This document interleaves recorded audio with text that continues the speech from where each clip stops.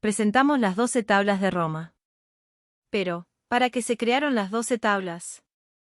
Se crearon para generar cierta igualdad entre patricios y plebeyos. Las primeras 10 se crearon en el 451 a.C.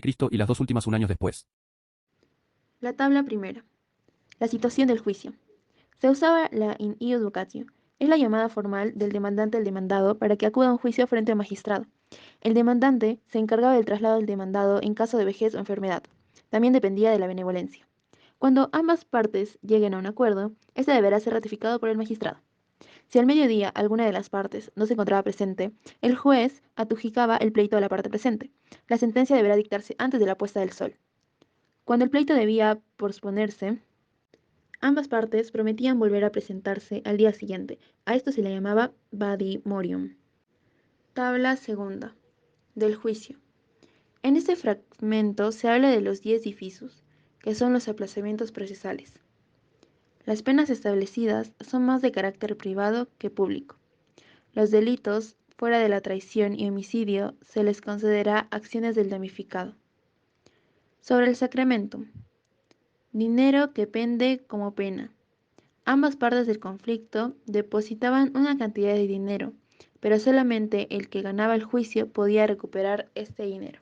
El número 3 habla sobre el juzgamiento de las cosas y el dies iusti, que es un plazo de tiempo determinado, 30 días, donde se suspendía la labor de justicia para que el deudor cumpliera voluntariamente la prestación. El vindex sustituye al deudor. En caso de incumplimiento se le obligaba a pagar el doble. Para un hombre rico, solo un hombre rico podía ser vindex, pero para el plebeyo tenía que ser quien sea. Después de un tiempo determinado, el acreedor tenía derecho a castigar al deudor, ya sea matándolo o vendiéndolo como esclavo. Era más común la venta de estos deudores porque de esta manera podían recuperar el dinero. La tabla número 4, patria y potestad. Los hijos con deformaciones o monstruos debían morir. El padre tenía derecho a vender, azotar, encerrar, matar o encadenar a sus hijos. Si el padre vendía más de 3 veces a su hijo, este quedaba libre de la patria potestad. El tiempo máximo de gestación era de 10 meses. Tabla número 5. Tutelas y herencia. Mujeres estaban bajo la tutela perpetua excepto vestales. Estaba prohibido uscadir cosas de mujeres bajo tutela a menos que entregue la autorización del tutor. La tabla contiene el cumplimiento de mandatos en testamento de mujeres sobre bienes y tutela.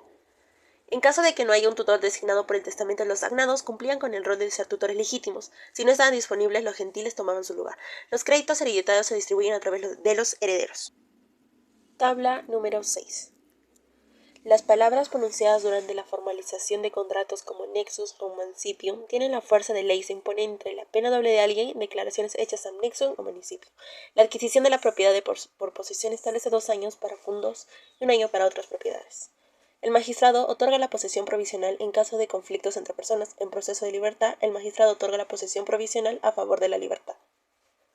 Se prohibía robar material de construcción vinculados a edificios, vides y se considera la acción doble contra aquel que utilice materiales de otra manera indebida.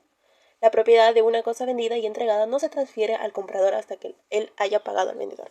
La tabla 7 nos habla sobre los edificios y las heredades. Entre los edificios adyacentes debe dejarse cierto espacio para la circulación de 2,5 de pies de extensión. Entre los campos inmediatos se deben dejar para el acceso y circulación de carretas, arados y aperos de labor, un espacio de 5 pies. En caso de desacuerdo sobre los límites, el magistrado debe dar las partes de 3 árbitros para que decidan. Cuando las ramas de un árbol estén pendientes sobre la propiedad vecina, deben ser cortadas a 15 pies de altura. Tabla número 8. Nos habla acerca de los delitos. Pena capital por difamación y ultrajes, castigo por injuria, obligación de reparación por daños, excepto en casos de accidentes fortuitos, compensación por daños causados por animales, acción legal contra quienes introduzcan ganado en terrenos ajenos, sanciones por hechizos que afecten cosechas. Pena por tala deliberada de árboles ajenos, castigos variados para ladrones según su estatus y circunstancias, penalización por intento de robo no evidente, prohibición de adquirir bienes robados por usucapión, castigo por infidelidad en depósitos, consecuencias severas para tutores abusivos o fraudulentos, castigos para testigos que se nieguen a declarar, pena capital para homicidas, sanciones severas para aquellos que usen veneno o hechicería en intención dañina.